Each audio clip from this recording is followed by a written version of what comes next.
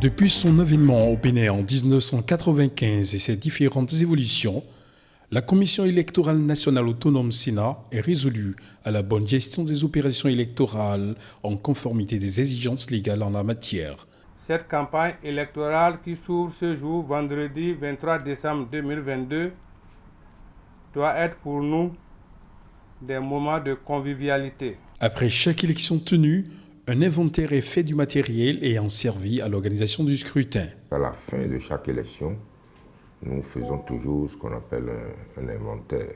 Vous n'êtes pas sans savoir que le vote s'est déroulé dans à peu près 16 000 postes de vote, alors que nous rangeons nos matériels dans 546 arrondissements. Donc il faut aller voir comment ces regroupements sont effectués, améliorer ces regroupements et avoir une nouvelle cartographie, n'est-ce pas, du matériel électoral sur l'ensemble du territoire.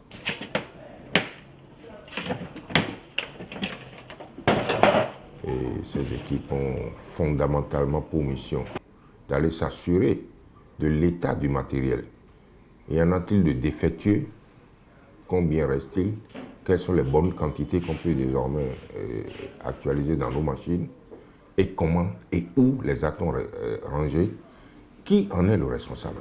La nouvelle Sénat, celle désormais permanente avec une direction générale des élections, sacrifie elle aussi à la tradition après son premier scrutin, les législatives du 8 janvier 2023 tenues en toute transparence.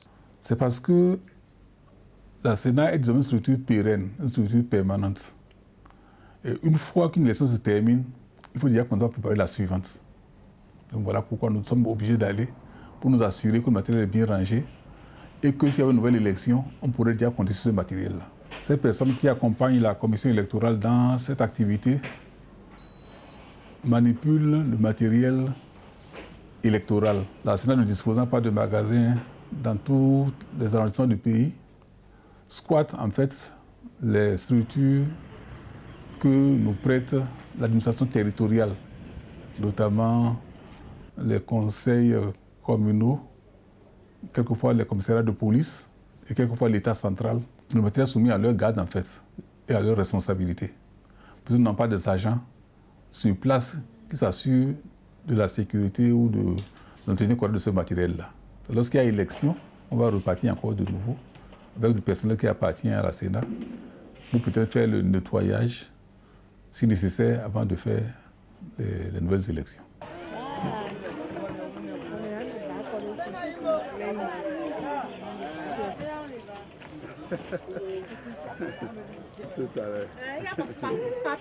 Sur le terrain, l'effectivité de l'opération d'inventaire du matériel électoral est traduite par la descente d'acteurs dédiés dans les 546 arrondissements répartis dans les 117 communes au plan national.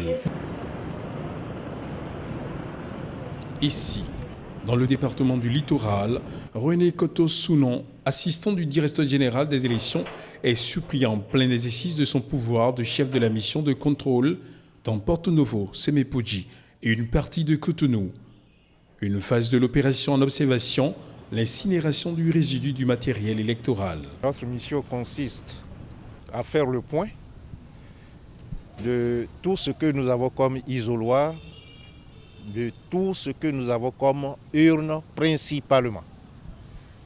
Et aux subsidiaires, il y a d'autres petits matériels que nous récupérons lorsque ce matériel-là est en bon état.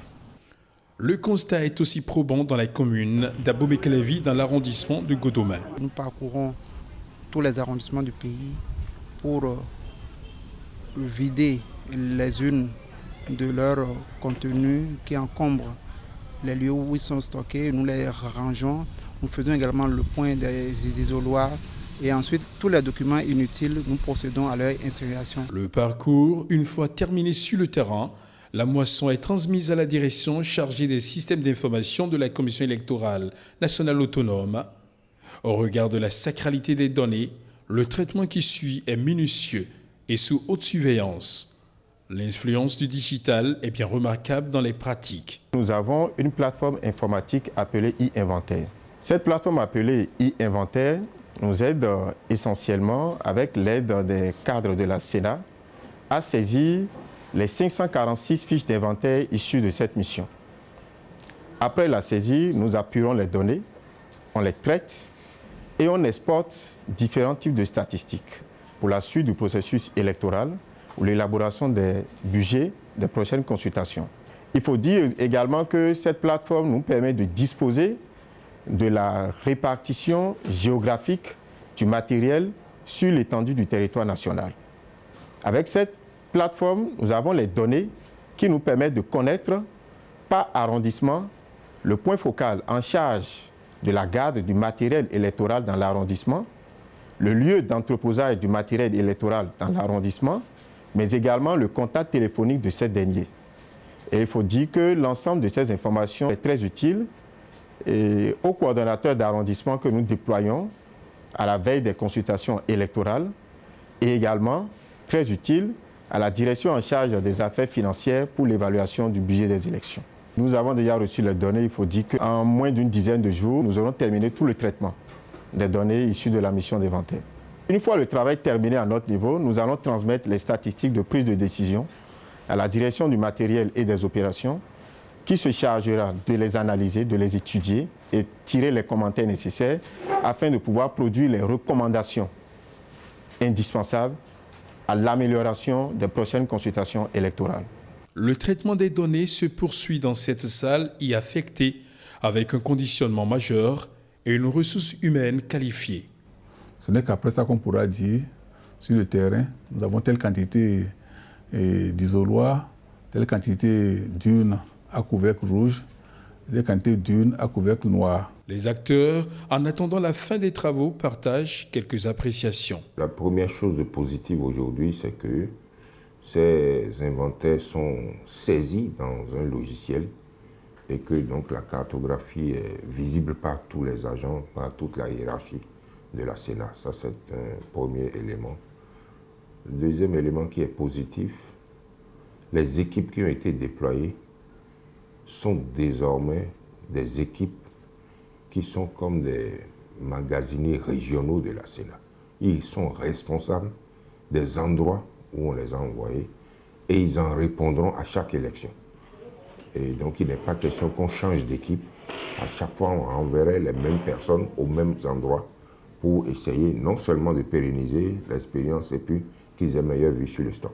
Cette saisie nous permettra de produire et de connaître l'évolution du taux de dégradation du matériel électoral dans le temps. Élément très important pour la prise de décision. Parce que quand on prend par exemple un isoloir est constitué de bois et de cônes plaqués, et ça donne un matériel qui est théoriquement périssable s'il n'est pas bien conservé. Puis s'il y a un excès de pluie ou bien une attaque de termites, c'est sûr que tout sera détruit. Et généralement, nous faisons confiance aux différentes administrations qui nous aident à garder ce matériel-là pour lutter contre éventuellement ce genre de prédateurs. La mission, globalement, nous a donné meilleure vue et nous prédispose sur les meilleures quantités pour les élections à venir, qu'elles soient politiques ou qu'elles soient non politiques. Nous avons aujourd'hui des quantités sur lesquelles on peut se baser pour passer des commandes complémentaires si le besoin se faisait sentir. Les expressions des besoins de la Sénat, c'est qu'on puisse, autant que faire se peut, disposer de nos magasins régionaux. Pour l'instant, nous n'en avons pas. Et nous squattons des salles dans les arrondissements qui ne sont pas toujours garanties. Quand ils ont des réunions, quand ils peuvent sortir le matériel, faire leurs réunions et après les ranger comme ils le pensent. La Sénat permanente est une innovation, une création de la loi, mais qui met au travail tous les agents de la Sénat pour préparer à chaque fois un processus, enfin une élection qui est annoncée. Parce que vous n'êtes pas sans savoir qu'en dehors des élections qui sont politiques, la Sénat également est sollicitée depuis quelques années pour des élections non politiques, notamment professionnelles. Et vous vous rappelez la dernière élection de la Chambre des métiers de l'artisanat. C'est un point que nous faisons nous permet d'être à tout moment capable de faire une élection avec des délais très très courts. Donc voilà un peu pour ne pas être surpris par les autres élections. Sinon pour les élections constitutionnelles, on connaît les dates, on s'appelle par rapport à ça. La direction des systèmes d'information, sa création dans le nouveau code électoral en vigueur, est vraiment une grande innovation. Parce que cela nous a permis déjà, depuis 2022, où nous avons été installés en masse, de commencer par travailler pour la dématérialisation de chaque étape du processus électoral, ce qui nous permettra de nous préparer pour une introduction progressive du vote électronique afin de réduire le coût d'organisation d'une élection au Bénin. La particularité de l'inventaire qui suit les législatives de 2023 réside dans ce qu'il prépare l'organisation prochaine des élections générales de 2026, législatives, communales et locales couplées. Ça voudrait dire que de façon pratique, que le même jour, il y aurait à la fois ceux qui viennent voter pour élire les conseillers communaux et ceux qui viennent voter pour élire les députés, donc les membres de l'Assemblée nationale. Sur le même poste de vote, il y aura forcément 2 urnes et 2 ou plusieurs isoloirs. Et à ce niveau, il y a pour distinguer les urnes, parce que si vous mélangez les bulletins que vous aviez, sur lesquels vous avez voté pour les communales avec ceux des législatives, on ne se retrouvera pas. Il y aura forcément 2 urnes. Et les urnes dont nous disposons actuellement, c'est vrai, ont la même forme, mais ont des couvercles différents. Puisque sur le terrain, nous avons des urnes qui ont des couvercles rouges et d'autres qui ont des couvercles noirs, nous devons connaître exactement les quantités de chacune, de chaque catégorie d'urnes, ainsi que leur localisation exacte sur tout le territoire. Ces données collectées vont nous permettre alors de faire la programmation, soit c'est pour la redistribution, pour les amener vers les différents endroits où on en a besoin, ou bien alors, au cas où le nombre n'était pas suffisant par rapport au nombre de postes de vote qu'il y aurait, faire des acquisitions. Donc en fait, le premier élément que nous cherchons à travers cet inventaire-là, c'est de nous assurer qu'on aura suffisamment d'éléments pour nous permettre de faire correctement le budget pour les élections de 2026. L'opération d'inventaire du matériel électoral par la Sénat est davantage utilitaire avec les nouvelles charges d'organisation et de supervision des élections professionnelles.